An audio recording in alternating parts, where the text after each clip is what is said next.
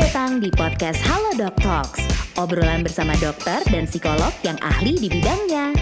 Dibawakan dengan santai dan ringan untuk kupas tuntas seputar gaya hidup sehat, isu, dan tips kesehatan terkini.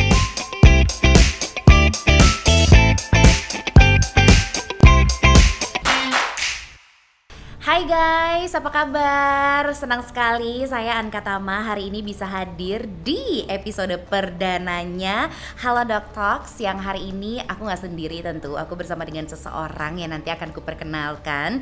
Well, pertama-tama selamat datang tentunya di episode pertama yang mungkin sudah kalian tunggu-tunggu. Since mungkin kalian adalah sama denganku yang juga menggunakan Halodoc untuk pokoknya panik sedikit, Halodoc. Tanya dokter, Halodoc. Jadi semuanya tuh apa-apa tuh kehidupan kita tuh berhubungan sama Halodoc. Apalagi di pandemi ini udah sekitar 7 bulanan lebih kita benar-benar cuma di rumah dan mungkin banyak sekali kekhawatiran yang menghampiri kita. Namun semuanya kalau udah khawatir tahu dong harus kemana, ke Halodoc aja gitu. Nah untuk Halodoc Talk sendiri itu sebenarnya tuh isinya tuh apa aja sih? Apa aja yang bakal kita omongin di sini? So this is a podcast yang isinya nanti adalah tentu obrolan santai. Kita akan ngobrol santai pokoknya, nggak usah serius-serius. Jadi kalau misalnya mau nanya-nanya, mau ngomentarin atau apapun yang kalian mau sampaikan, monggo ya, langsung ke kolom komen aja. Hari ini saya bersama dengan seorang psikolog ahli yang membahas seputar gaya hidup sehat. Nah, di sini juga kita akan melihat ada isu-isu apa sih nanti bisa kita angkat di sini dan tips kesehatan seperti apa yang nanti juga akan beliau sampaikan dan juga tentunya bisa kita terapkan di kehidupan sehari-hari. Karena kadang tuh kita tuh terlalu banyak berasumsi. Padahal sebenarnya mungkin kita belum mendengar kata-kata langsung dari expert. How actually we handle the problem yang kadang tuh muncul suka tiba-tiba dalam waktu yang kita nggak pernah bisa tebak. Di Halodoc Talks ini kita akan ngebahas secara mendalam berbagai topik-topik menarik. Udah pasti seputar health and lifestyle gitu ya. Dan tentunya dari dokter yang ahli, yang expert di bidangnya. Hari ini temanya adalah, wow, ini menarik banget. Untung saya sudah berumah tangga ya. Dan sepertinya beliau juga sudah. Wow, tebak-tebak. Kita akan ngomongin soal fantasi seksual. Sebuah hal yang mungkin bisa dibilang tabu kali ya untuk kita obrolin. Tapi semoga dengan obrolan santai ini kita bisa lebih terbuka pikirannya. Karena ini tuh menyangkut sama setiap dari kamu yang menonton. Semuanya punya deh fantasi seksual, cuman bedanya diam-diam atau mungkin kalian suka obrolin itu sama teman kalian. Kita kedatangan seorang psikolog dewasa dari Halodoc yaitu Mas Devrian Syah Amin MPSI. Hai Devri, aku manggil kamu Devri aja ya. Iya. Biar lebih enak ngobrolnya, biar lebih santai gitu. Devri yang ternyata wow, daerah asalnya sama dengan suamiku dari Palembang. Wong Kito Galo nih ceritanya. Apa kabar Dev? Alhamdulillah baik. Baik, sehat. Gimana selama lagi pandemi ini? Apa aja rutinitas yang berganti? Tetap banyak bersinggungan sama pasien-pasien muka atau gimana? Boleh cerita Dev, silahkan. Oke, kalau selama pandemi ini kan sebenarnya masih banyak ya pengen konsultasi, cuman kita bedanya lebih ke online gitu. Betul. Salah satunya kan saya juga di Halodoc gitu. Iya, betul. Jadi emang kita dipermudah dengan online dan kita nggak perlu tatap muka karena bahaya kan ya saat ini juga gitu. Harus saling menjaga terus. Betul. Ya Dev. Mungkin boleh say hi tuh pasien-pasien kamu yang mungkin pernah konsul di Halodoc sama Devri ya kan? Monggo loh disapa juga loh. Iya, jadi ini loh Dev, kita tuh akan ngomongin soal seksualitas gitu. Ini tuh hal yang mungkin sering jadi topik pembicaraan. Cuman kita tuh kadang mungkin karena lagi-lagi tadi aku udah bilang ini adalah satu tema atau satu topik tuh yang agak tabu ya Dev. Tapi sebenarnya itu ada di kehidupan kita, bener gak sih? Betul. Iya kan? Dan apa ya, mungkin kalau ngomongin soal fantasi seksual tuh kayaknya wah gila nih, liar banget nih obrolannya. Padahal sebenarnya semua orang itu memilikinya nggak sih? Dan mungkin Devri juga boleh ceritain dulu dari sebenarnya fantasi seksual tuh apa gitu. Oke, jadi saya sedikit jelasin kali ya. Fantasi seksual tuh apa? Kalau kita bicara soal fantasi kan berarti ide gitu ya, imajinasi, gagasan gitu. Betul. Tapi itu secara alam bawah sadar gitu. Yang artinya itu biasa digunain untuk meningkatkan gairah seksual. Betul. Gitu kan. Jadi kalau misalnya secara definisi itu bisa dikatakan gambaran mental atau kayak pola pemikiran seksualitas gitu kan, yang gunanya untuk meningkatkan hasrat. kayak gitu. Iya. Kalau di kehidupan berumah tangga sih penting banget ya. Iya. Jadi udah menikah? Udah. Penting itu.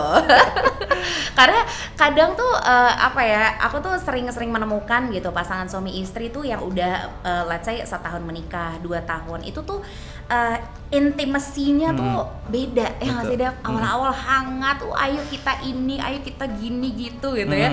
Coba lama-lama ya udahlah ya biar cepet aja gitu nggak sih? Iya betul. Makanya kalau menurut Devri sendiri, aku tuh penasaran juga gitu. Kenapa sih seseorang tuh memiliki fantasi seksual? Apakah itu berkenaan dengan masa lalu atau mungkin dari kecil, masa kecil juga mempengaruhi, atau apa sebenarnya kenapa seseorang tuh akhirnya bisa memiliki fantasi seksual gitu? Oke, jadi kalau kita bicara soal fantasi seksual tuh pasti ya ada faktor-faktor di masa lalu. Jadi kayak misalnya kita terstimulasi, misalnya kita ngelihat rangsang-rangsang di luar dan kita menjadikan itu sebagai objek seksual gitu kan. Mungkin juga karena dia punya pengalaman seksual sebelumnya gitu kan, gimana dia dulunya mendapatkan pengalaman itu dan mungkin dijadiin pengalaman baru saat ini. Wah, gimana ya caranya biar aku dapetinnya lebih dari itu gitu. Itu fantasi ya. Terus yang ketiga mungkin juga karena paparan gitu, kayak bacaan gitu kan, kayak film, terus kayak ya mungkin banyak orang yang ini agak tabu juga ya, kayak film-film pornografi gitu kan, itu juga bisa menjadikan fantasi seksual baru buat orang-orang itu. Iya gitu. sih, jadi karena banyaknya masukan ya. Banyak gitu. Ini yang nonton, aku masukannya dari mana ya gitu.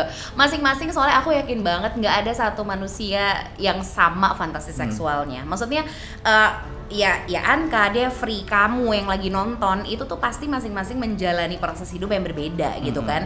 Dan akhirnya mungkin itu kemudian menjadi salah satu penyebab di mana fantasi seksual itu berbeda dan yang menentukan seperti apa hasrat yang mungkin kita bayangkan gitu ya, dan mungkin kita lakukan sama pasangan yang sudah halal. Kalau kita sudah halal ya Dev, enak ya gitu. Nah, plus minusnya tuh ada nggak sih dengan memiliki fantasi seksual gitu? Karena biasanya mungkin untuk yang nonton dan belum berumah tangga itu kayak ya buat apa gitu. Padahal sebenarnya kalau menurutku itu perlu lagi. Kalau menurut Devri sendiri gimana? Plus minusnya apa tuh fantasi seksual? Plus minusnya ya. Ini aku nggak bicara soal pengalaman aja gitu ya. Betul. Cuman kita bicara soal penelitian gitu. Penelitian di luar juga bilang kalau fantasi seksual ini banyak dampak positifnya loh gitu. Oh ya. Gitu. Dia nggak cuman memenuhi kepuasan, dia juga bisa meningkatkan hubungan seksual orang juga gitu. Yes. Ya kan? Karena itu kan ibarat imajinasi sesuatu yang kita pendam. Kalau ini bisa dikomunikasikan dengan baik gitu, itu justru akan meningkatkan kepuasan seksual. Jadi seru. Ini obrolan rumah tangga udah jadi seru, jadi semakin seru gitu. Karena kadang tuh request laki-laki tuh ada-ada aja. Gitu ya. Betul. Request laki-laki tuh kadang memang katanya gitu memang jauh lebih liar, tapi nggak masalah dong kalau misalnya itu datang dari perempuannya gitu. Karena masing-masing punya hak ya nggak sih? Iya, betul. Karena itu harus dikomunikasikan juga gitu. Nah, kalau plus minusnya nih Dev, kalau menurut Devri apa? Tadi mungkin plusnya kita jadi bisa lebih ibaratnya bermain ketika lagi berumah tangga tuh kita jadi punya ibaratnya itu kan satu dunia terpisah dari dunia nyata gitu kan. Ketika memang sudah misalnya ibaratnya sedang melakukan kegiatan seksual, jadi ada hal yang menurut aku sih lebih seru aja gitu. Kalau dari Devri sendiri apa plus minusnya deh, boleh dijabarkan? Mungkin plusnya udah minusnya kali ya. Oke. Oh, mungkin untuk plusnya juga aku nambahin kali ya. Boleh. Kalau dari plusnya juga biasanya dilakukan biar dia menjawab rasa penasaran gitu. Ini juga dijawab dari penelitian di luar juga gitu. Jadi ternyata dominasi orang melakukan fantasi seksual itu satu untuk meningkatkan gairahnya. Terus menjawab rasa penasarannya gitu kan. Terus dia juga melakukan atau mengekspresikan seksual itu dari lingkungan yang mungkin menganggap itu adalah sesuatu yang tabu secara sosial gitu. Yang artinya ya fantasi seksual ini adalah kayak privasi kita sebagai pasangan rumah tangga gitu, dan itu yang bisa meningkatkan kualitas tadi gitu. Itu plusnya gitu kan ya. Minusnya? Kalau minusnya itu ketika fantasi seksual ini justru menjadi suatu keharusan gitu. Itu yang bahayanya gitu. Jadi tanpa fantasi ini dia nggak bakal mencapai istilahnya orgasme gitu, bahkan desire-nya, gairah dia tuh nggak meningkat. Nah itu yang bahaya. Karena kalau udah ke arah situ udah mengarah ke penyimpangan juga nantinya. Benar. Mungkin ini ibaratnya bisa dibilang ketika berpasangan gitu ya, terus fantasi seksualnya mungkin gak beriringan gitu kali ya, ibaratnya itu cuman fantasi seksual si suami, tapi istri itu nggak setuju sebenarnya, itu akhirnya menjadi minus di situ ya. Jadi ya kalau misalnya udah punya pasangan yang sudah halal gitu ya, monggo diobrolin bareng-bareng, maunya ke arah mana nih skenarionya ya, biar mungkin emang dalam menjalaninya nanti tuh sama-sama akan mencapai kepuasan yang hakiki begitu kira-kira. Nah, aku tuh penasaran deh, ini satu pertanyaan dari aku aja gitu ya, Dev. Kalau kita ngomongin soal fantasi seksual kemudian dikaitkan sama hypersex, itu ada nggak tuh kaitannya? Karena kadang tuh orang yang fantasi seksualnya tinggi itu kan artinya ya they love to have sex gitu ya. Itu tuh kayak gimana tuh kalau dari pandangan Devri sendiri? Oke, sebenarnya emang dia berkaitan, cuman nggak yang mutlak gitu. Karena fantasi seksual tuh mungkin bersinggungan aja ya. Kayak pemicunya. Cuman yang membedain dia hypersex atau enggak itu adalah gimana cara dia mengontrol itu. Karena yang perlu kita ketahui kan fantasi itu nggak semuanya harus kita aplikasiin gitu. Betul, nah, kalau yang hypersex dia punya kekurangan di self controlnya kan. Gimana caranya dia mengatur yang mana sih yang fantasi, yang mana yang harus diaplikasiin. Itu sih sebenarnya. Ya juga. Jadi mari menelaah diri masing-masing. Gitu ya. Nah, sebenarnya menurut Devri sendiri harus nggak sih, perlu nggak sih ketika kita tuh punya fantasi seksual itu tuh kita ceritain ke pasangan, aku tuh supaya gini loh yang gini tuh kita tuh harus nggak menurut Devri? Oke, untuk keharusan sih sebenarnya balik lagi ke pasangan ya. Karena ketika kita bicara soal fantasi seksual kita harus melihat juga gitu gimana sih pola interaksi kita sama pasangan. Apakah keterbukaan ini adalah sesuatu prinsip gitu ya? Apakah juga fantasi ini juga tetap lurus dengan nilai-nilai dianut atau enggak gitu. Karena bagus sebenarnya ketika kita komunikasiin karena meningkatkan hubungan juga ya. Tapi kalau misalnya itu enggak sesuai nilai-nilai dan dia ngerasa wah ini kok aneh dan ini bakal menyakiti, itu bisa berdampak ke pasangan juga gitu. Yang tadinya udah baik-baik aja, kita seolah-olah mengubah gaya interaksi kita gitu. Betul. Mungkin ya kita nggak menutup kemungkinan mungkin pasangan kita minder jadinya, atau mungkin aduh gua nggak bisa keep up nih gitu ya sama fantasi seksual suami gitu atau apa. Itu mungkin saja terjadi. Nah, if that happen Devri, misalnya fantasi seksual pasangan, maksudnya antara suami dan istri itu tidak sejalan. Kalau menurut Devri itu gimana cara ngomonginnya gitu misalnya, atau komunikasinya yang baik gimana? Oke, kalau misalnya itu nggak sejalan ya, sebenarnya kalau emang nggak sejalan itu jangan sampai dipaksain gitu. Karena sebenarnya kita nggak bisa ngebatasin fantasi gitu kan. Fantasi itu nggak perlu dibatasin karena ya otak manusia itu emang kreatif gitu kan. Betul. Tapi ketika kita itu salah satu bentuk kreativitas loh pemirsa. Tapi kalau kita ngerasa itu nggak bisa dilakuin, nah kita harus tahu 3 prinsip gimana fantasi ini bisa kita aplikasiin. Pertama harus sesuai dulu legal atau enggak gitu. Sebelum itu kita harus bicarain dulu harus ada pasangannya ya. Itu yang lupa. Yang kedua legal dulu sesuai dengan norma sama hukumnya. Terus yang ketiga tuh jangan sampai saling menyakiti gitu. Itu yang bahaya. Betul, terus yang keempat harus ada konsen gitu. Harus ada izin juga. Iya dong. Ya kan? Betul dong. Kita aja kalau misalnya mau ngapa-ngapain ada consent letter ya, apalagi hal itu. Baiklah. Nah, terus untuk let's say misalnya gitu si pasangan tuh merasa pasangannya dia tuh jauh lebih seru fantasi seksualnya. Terus kemudian dia nih mungkin yang tadinya aku nggak segitunya nih, tapi aku mau belajar misalnya ya, misalnya let's say dia mau masuk ke fantasi seksual pasangannya gitu, which is tuh bukan hal yang mudah juga kali ya gitu untuk si pasangan yang tadinya fantasi seksualnya mungkin bisa dibilang nggak seliar pasangannya gitu. Nah itu kalau menyikapi hal-hal kayak gitu, apakah kemudian si yang punya fantasi seksual terliar atau let's say mungkin lebih baik atau lebih seru dari pasangannya tuh harus ngasih tahu ke pasangannya lebih gini yuk gitu, atau justru ketemu di tengah?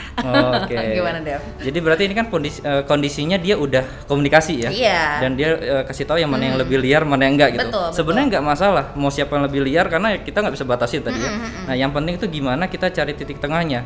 Yang penting nggak saling menyakiti dan ini saling punya izin gitu ya. Nah ketika kita emang bisa melakuin itu sesuai dengan kesepakatan, ya lakuin aja gitu. Karena ini adalah privacy berdua gitu. Jadi ibaratnya ini adalah rahasia pribadi berdua yang orang tuh nggak tahu soal itu gitu. Jadi semakin kita menjaga rahasia berdua, ya sama kayak pertemanan lah ya. Kita bisa lebih emosionalnya lebih dekat kalau kita bisa saling jaga rahasia. Nah gitu juga kalau rumah tangga gitu. Kalau kita bisa jaga ini adalah privacy berdua dan kita keep bersama, wah semakin intimasinya juga meningkat gitu. Makin seru gitu ya. Tinggal gimana caranya mungkin kita ya itu lagi-lagi the way we communicate sama pasangan itu kan pasti ada selahnya ya Dev gitu. Nggak bisa mungkin jangan kayak tapi nggak seru deh pasangan aku nggak bisa diajak seru-seruan dalam tanda kutip karena fantasi seksualnya tuh nggak segitu serunya kayak aku. Nah itu jangan menyerah di situ, mungkin perlahan-lahan gitu kan ya, nggak langsung jebret karena lagi-lagi tingkat atau ya fantasi kita masing-masing itu kan berbeda. Jadi pasti diperlukan ada penyesuaian. Dan tadi satu lagi yang harus digarisbawahi, jangan lupa ada konsen, ada izin yang juga harus didapatkan dari pasangan ketika mungkin kita gitu sebagai yang fantasi seksualnya tuh cukup liar, ingin sekali mengaplikasikan itu di kehidupan berumah tangga gitu agar semakin harmonis gitu ya. Oke lah, Dev, thank you banget loh, ini sebenarnya kamu sudah menjawab banyak sekali pertanyaan gitu, tapi banyak juga pertanyaan dari followers saya Halo Dok. Jadi mereka sudah memberikan beberapa pertanyaan, ini beberapa pertanyaan terbaik yang aku sampaikan ke Devri gitu ya. Oke, jadi yang pertama, nampaknya semuanya tidak memberikan nama ya, karena yang penting pertanyaannya yang penting. Dok, ini apa sih bedanya fantasi seksual sama fetish? Karena fetish itu juga kan kalau kita pikir-pikir gitu, iya juga ya, itu bukan bagian dari fantasi seksual gitu. Nah kalau dari Devri sendiri gimana? Oke, jadi sebenarnya emang fetish itu bagian dari fantasi seksual gitu. Boleh diceritain dulu mungkin fetish tuh gimana sih? Maksudnya mungkin ini untuk pemirsa yang baru dengar kata fetish kali ya gitu. Mungkin kan kebanyakan orang bilang kalau fetish ini fantasi seksual gitu. Sebenarnya itu lebih khusus lagi gitu. Kalau di dalam DSM-5 itu kan, itu kan buku panduan kami. Itu dia masuk ke ranah parafilia namanya. Jadi parafilia? Iya, jadi kalau misalnya, tapi lebih detailnya fetishism disorder gitu ya. Jadi fetish itu kalau dari definisi adalah gimana kita memiliki hasrat seksual kalau kita melihat suatu objeknya tapi non living gitu, objek benda mati ataupun sesuatu yang melibatkan indera-indera peraba. Misalnya kayak orang-orang yang punya fetish tertentu biasanya dia lebih bergairah ketika merasakan rubber, karet gitu kan. Nah itu juga fetish gitu. Nah kurang lebih kayak gitu definisinya. Oh gitu, oke. Jadi bedanya apa tuh sama fantasi seksual dan juga fetish? Berarti itu nggak di dalam fantasi seksual atau termasuk di dalamnya? Termasuk. Kalau misalnya fantasi seksual kan general ya. Betul. Jadi bisa yang ya bisa fetish, diterima gitu, di norma, tapi bisa yang enggak. Kalau fetish lebih ke yang enggaknya sebenarnya gitu. Oke. Karena kan ya itu lagi-lagi ada hubungannya sama tadi sempat disebutin, Devri sempat nyebutin soalnya fetish disorder ya. Iya, fetish. Jadi itu memang ada emang ada ya disordernya itu gitu. Tapi lagi-lagi kita di sini nggak ada yang nyalahin, kita nggak pernah, maksudnya karena mungkin mereka yang fetish juga mereka nggak meminta untuk kayak gitu. Mungkin mereka juga punya masa lalu yang akhirnya membuat mereka demikian gitu. Nanti mungkin di sini you guys can seek help if you feel you need it gitu. Ada Devri anyway di Halo Dok, kalian bisa tanya dokter langsung gitu ya. Jadi kalian punya banyak cara, misalnya kalian tetap mau ya udah being fetish aja, atau mungkin kalian ingin menyudahi dan punya fantasi seksual yang ya udah normal aja gitu, yang sewajarnya gitu. Terima kasih Dev untuk jawabannya, terima kasih juga untuk pertanyaannya. Lalu selanjutnya, kok bisa sih katanya orang tuh punya fantasi seksual? Ini mungkin pertanyaannya dari yang kayak aku nggak punya deh fantasi gitu. Kenapa Dev orang tuh bisa punya fantasi seksual gitu? Biasanya efeknya tuh dari apa? Nih pertanyaannya gini. Oke, sebenarnya tadi udah sempat dijawab ya gitu ya. Jadi sebenarnya kalau penelitian juga bilang orang yang nggak punya fantasi seksual itu sebenarnya rare gitu, langka. Sangat jarang orang nggak punya fantasi seksual. Jadi kita bisa bilang kalau fantasi seksual ini adalah sesuatu yang wajar gitu. Kenapa kita bisa? Karena kita kan punya kita punya otak gitu. Yang tadi bisa berfantasi, kita bisa juga kreatif gitu kan, menciptakan imajinasi baru. Terus adanya pengalaman di masa lalu gitu kan, gimana kita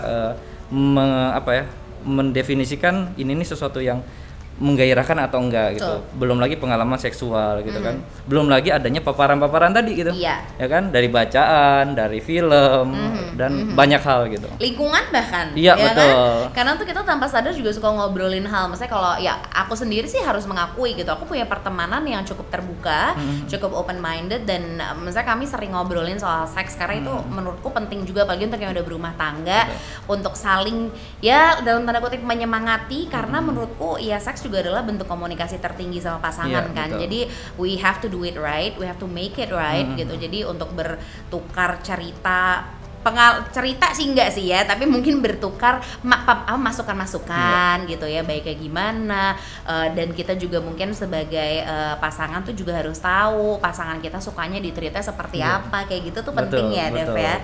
Lalu kemudian pertanyaan yang terakhir adalah, nah kemudian terus si fantasi seksual tuh misalnya berlebihan itu bisa berefek juga nggak sih ke kesehatan mental? Ada nggak tuh efeknya ke kesehatan mental kita, Dev? Oke, fantasi yang berlebihan kan tadi kita juga bahas mungkin ketika dia udah sampai ke perilaku ya. Betul. Karena fantasi seksual tuh nggak ada yang salah gitu. Kita nggak bisa batasin. Tapi kalau dia udah sampai ke perilaku dan ngarah ke penyimpangan yang udah melanggar prinsip tadi gitu, udah nggak legal, nyakiti, nggak ada konsen, ya itu jelas gitu kan. Udah merugikan orang lain gitu. Tapi itu masuknya udah ke pelecehan seksual. Betul. Gitu. Even rumah tangga pun ketika misalnya salah satu dari pasangan nggak menyetujui, ya itu bisa dimasukkan juga dalam kategori ya pemerkosaan juga loh sebenarnya, kekerasan seksual juga loh gitu. Mungkin ini yang banyak orang nggak tahu gitu kan, karena masih tabu tadi gitu. Iya.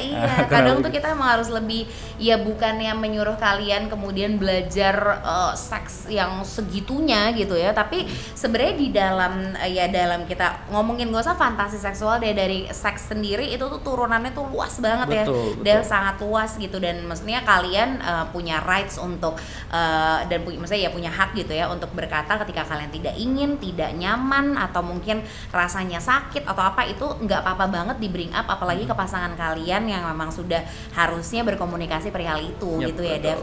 Ada yang mau Devri sampaikan nggak sih ke teman-teman yang mungkin juga memiliki concern soal hal ini, tentang mereka yang mungkin sekarang lagi dalam kondisi mungkin mereka merasa terjebak dalam kondisi yang aduh aku nggak nyangka nih pasanganku fantasi seksualnya segitunya gitu. Mungkin tips untuk komunikasinya gimana, atau sekalian juga untuk mereka yang memiliki fantasi seksual yang memang sangat liar, gimana cara mereka untuk saya mungkin meredam atau memperlakukan pasangannya tetap dengan sewajarnya. Oke, sebenarnya poin pentingnya kalau misalnya kita punya fantasi seksual yang liar dan kita nggak bisa kontrol itu gitu ya, dan ini udah mengganggu optimalisasi aktivitas, alangkah baiknya kalau kita coba konsultasikan gitu kan, atau tanya ke dokternya apa sih yang bisa dilakuin gitu. Karena kalau misalnya ini terus menerus bisa aja membuat kondisi kita jadi jauh lebih buruk gitu. Bukan cuma buat kita doang, tapi lingkungan gitu. Lingkungan juga bisa kena gitu kan, pasangan juga bisa kena gitu dampaknya, itu yang bahaya gitu. Jadi menurutku pendidikan atau edukasi soal seksual ini kalau bisa ya kita coba pelajari juga gitu. Ini bukan hal yang tabu guys, gitu. Betul. Dengan tahu kan setidaknya kita lebih aware gitu. Betul. Apa yang harus, apa yang enggak, yang mana yang bisa diterima, mana enggak. Ya kita juga tahu gimana harus berperilaku gitu kan. Betul. Nanti kayak gitu sih. Karena itu nanti akhirnya dampaknya ke bener-bener ke banyak hal banget gitu.